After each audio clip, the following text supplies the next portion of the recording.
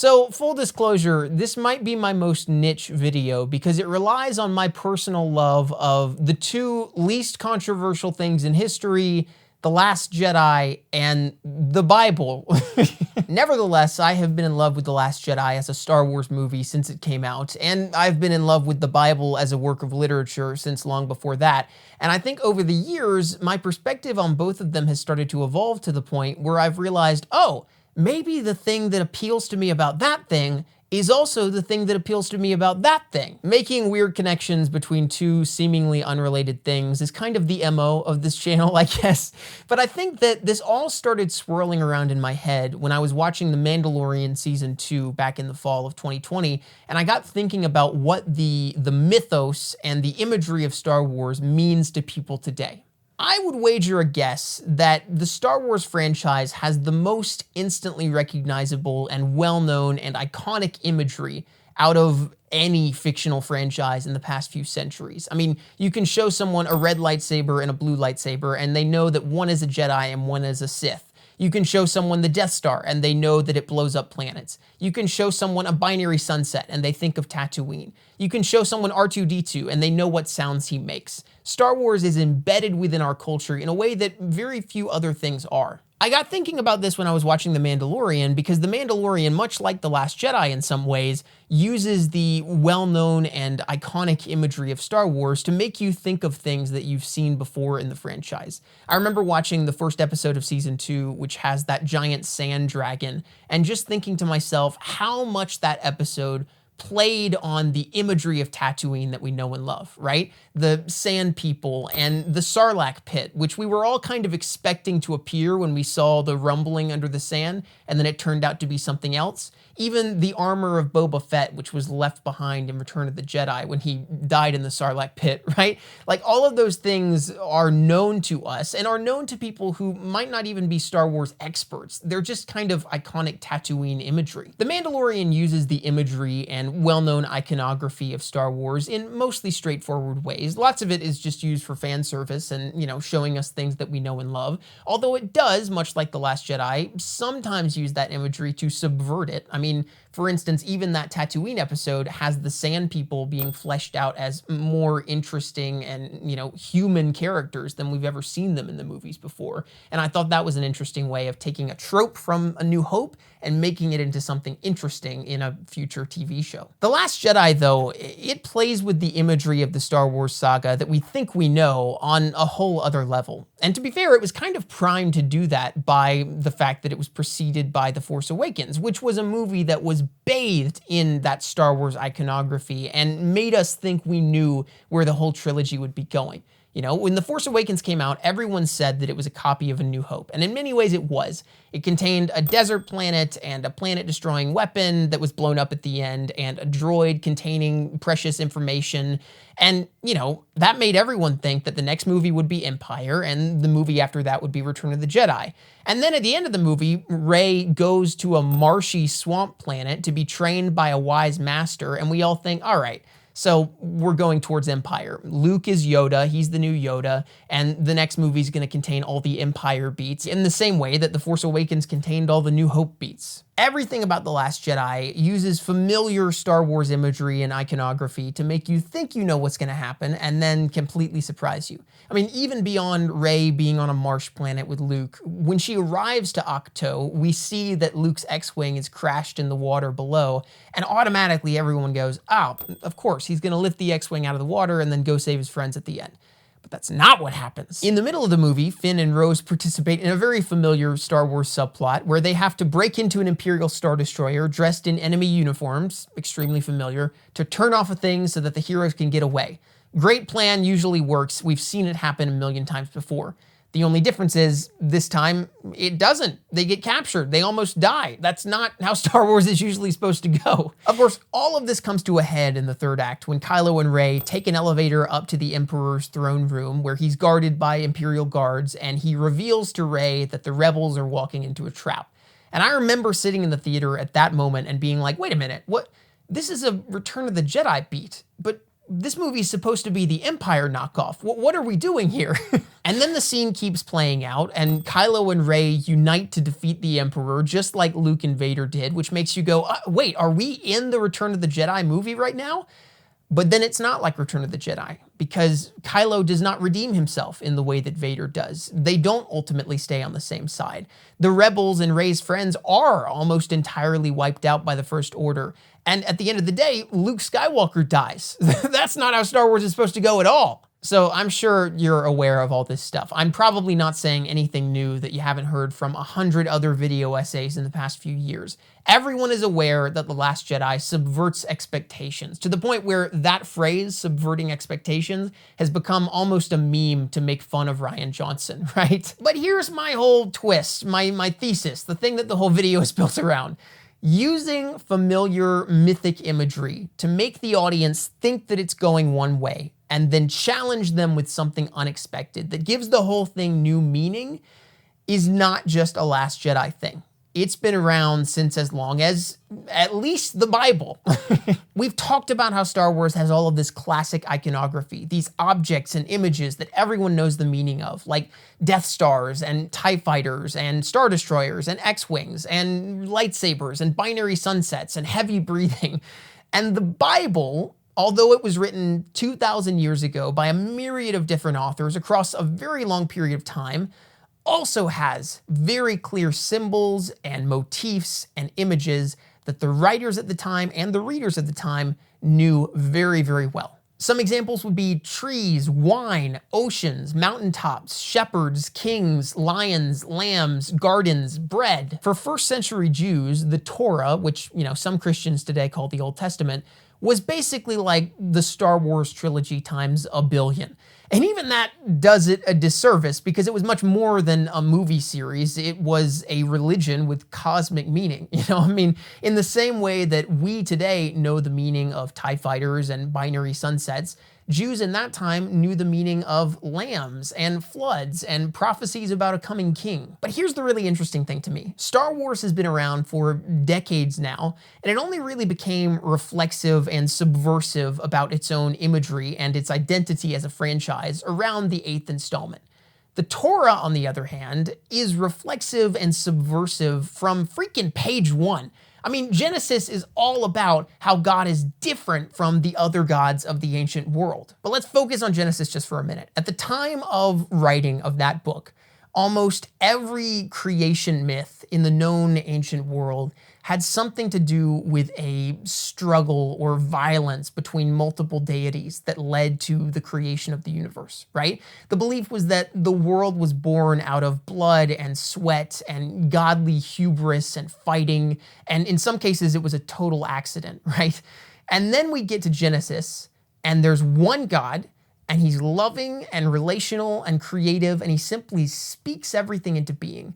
And the story even goes out of its way later on to show us that violence was never meant to be part of this reality. But let's fast forward to the middle of Genesis, right? So about halfway through Genesis, God asks Abraham, who's kind of his guy, to sacrifice his only son Isaac at the altar. And Abraham's like, okay, I guess it do be like that sometimes, right? Abraham is not a great dad, but to be fair, child sacrifice was not uncommon at the time, especially to, appease the gods. But in another divine twist, Abraham goes up the mountain, he's about to sacrifice his son, and then God stays his hand, tells him not to do it, and gives him an animal to put in the child's place. And some people have characterized this story as God testing Abraham to make sure he was willing to sacrifice his son, right? But the way that I've always heard it interpreted, and the way that I think it is clearly interpreted from the text, is that this is God, this is Yahweh in Genesis drawing a line in the sand and saying, other gods and other tribes claim to be about child sacrifice, but that's not what I'm about. And to keep it real with you, he kind of subverted Abraham's expectations. He pulled a Rian Johnson. The book of Genesis, and scholars have often remarked this, it frequently parallels and echoes other creation myths from the ancient world. But if the circumstances sometimes feel familiar, the reasons for those circumstances often feel very unfamiliar and subversive. And the difference often is that the character of God is wildly different from the character of any other God in any other narrative. One of my favorite writers, C.S. Lewis, actually saw these mythical parallels as echoes of the truth. He said, "We must not be ashamed of the mythical radiance resting on our theology. We must not be nervous about parallels with pagan Christs. If all this is true, the parallels ought to be there.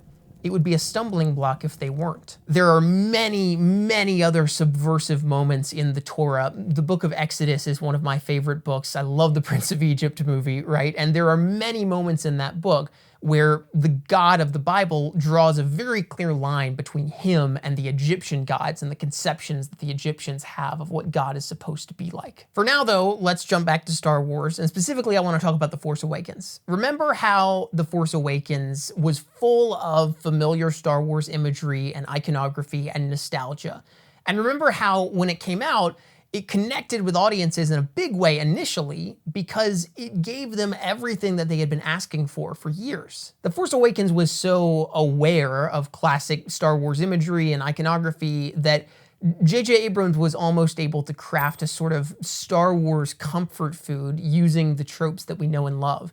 And that only works because the Star Wars franchise at this point has become so universally loved that people already know what to expect and what they like about it and what they want to see in the future. What I'm trying to say here, the connection I'm trying to make, not so well, is that by the time Jesus arrived on the scene, the people of Israel were almost expecting a sort of Force Awakens to be released.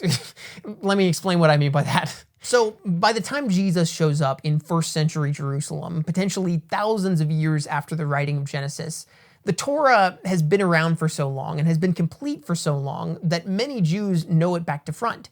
And especially, they know the prophecies that have long been written down about a coming Savior King, the guy who's going to be the new and improved King David. And many of them believe that that king will overthrow the Romans, save them from the imperial occupation, and ultimately establish a much more holy and peaceful kingdom for them to live in forever. So a lot of people have all of these expectations based on the text that they grew up reading of what a savior is going to look like, right? And when Jesus shows up on the scene, at first glance, his story almost plays like Messiah comfort food in the same way that The Force Awakens was Star Wars comfort food. I literally just wrote down some of the similarities off the top of my head before recording this video. I'm just gonna read them off. So Jesus arrives in Bethlehem, just like King David. He's born of a virgin and his adopted father is from the tribe of Judah, just like the prophecies in Isaiah said. There's a king who wants to kill all the Jewish babies, just like in Exodus or Prince of Egypt. And Jesus wanders for 40 days in the desert. He calms the ocean and gives the law from a mountaintop, just like Moses. So if you're looking at this from the outside, it might feel like Messiah wish fulfillment or comfort food. But here's where I guess I have to say it. Jesus is a subversive king. I mean, literally, I guess. Because the dude, he checks all the boxes. He fulfills every prophecy about the coming Messiah. And yet he fulfills them in really surprising ways. Although people did expect the Messiah to be born in Bethlehem, they did not expect him to be born in a barn with no dignity and no regality. And they certainly did not expect him to be first noticed and received as king by pagan sorcerers and shepherds, and completely overlooked by actual religious leaders whose job it was to know about this stuff. Although people expected the Messiah to be born of a virgin and come from the tribe of Judah, they did not expect him to be raised in Nazareth as the son of a simple carpenter, with that being what he did for the majority of his life until he was 30. People did not expect him to wait to make his identity known until he reached 30 years old. Although people expected the Messiah to be sort of like a new Moses or a new King David, and Jesus was in some ways, they did not expect him to completely challenge some of Moses' teachings and even reverse King David's notion of temples and holiness as well. Nobody expected the Messiah to be a penniless traveling teacher with disciples composed of poor fishermen and outcast tax collectors. And nobody expected him to challenge the religious hierarchy far more aggressively than the Roman Empire that they all assumed he was coming to destroy. Nobody expected the Messiah to spend most of his time helping and healing people who had been accused of breaking religious rules, and to actually break some of the rules himself. Nobody expected the Messiah to be convicted of religious blasphemy and then executed by the Romans that they all thought he was supposed to annihilate. Whew, man, like, the subversiveness of Jesus, for me, is the greatest testament to the reality of his claims. You know, like, if you were going to come up with a fictional story that you wanted people to believe about a new Messiah who was going to fulfill all the prophecies and check all the boxes, you might write something like The Force Awakens, comfort food that plays to what everyone is expecting and what they want. But Jesus is not The Force Awakens. For better or worse, Jesus is the Last Jedi. The religious people in the Gospels are by far the people that Jesus critiques the most harshly. The people who think they know what God is about. The people who think they know what to expect from God. The people who think they're more righteous than others. The people who think they can crack the code. And the people who think that God will destroy all of their enemies. Those are the people that need to change. I hate being like a salesman for religion. And even in recording this video, there is a sense of nervousness in me that it might all feel like I'm just giving you a commercial for the Bible or something like that. But if you were to earnestly ask me why I dig the Bible so much, I would say it's not because of the rules or the doctrine or even the supposed explanations for sin or the universe. It's because it's a great story told across 2,000 years, and yet it still feels relevant and coherent and surprising, and it feels real. Just like Star Wars, I love the way that the well-known motifs and ideas and imagery in the Bible continue to take on new meaning as the story progresses. And I love the way that the whole thing points to Jesus from the start. But more than anything, I love the way that it challenges your expectations every time. The Star Wars sequel trilogy was helmed by just 2 writer-directors over the course of 4 years. And it feels all over the place and disjointed and messy and unsatisfying. The Bible was written by over 40 authors over the course of thousands of years, and it still feels more coherent and more satisfying than the sequel trilogy, which is insane. I love talking about this stuff, and every time I record a video about any of these topics, I always get paranoid that some people are going to check out and say, hey, that's not what I wanted this channel to be about.